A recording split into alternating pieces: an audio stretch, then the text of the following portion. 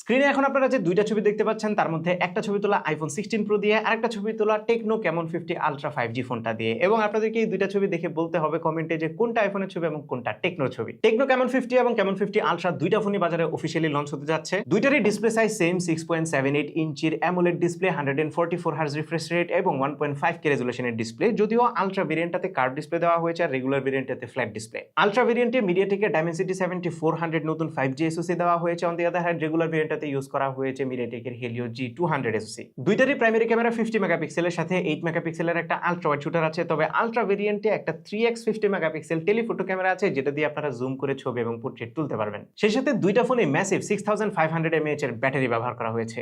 দুইটা ফোনে IP68, 69 এবং 69K রেটিং আছে, সো বেশ ডিউরেবল হতে যাচ্ছে। আমরা ফুল ভিডিওতে এই দুইটা ফোন নিয়ে আরো বিস্তারিত কথা বলবো যেন আপনারা আরো ডিটেইলে আইডিয়া পেয়ে যান। সো ফুল রিভিউর জন্য ওয়েট করুন। ইভেন শুরুতে আমরা যে দুইটা ছবির কম্পারিজন করলাম সেইটা কোনটা কোন ফোনের ছবি সেটাও আপনারা ফুল রিভিউতে দেখতে পারবেন। So stay tune.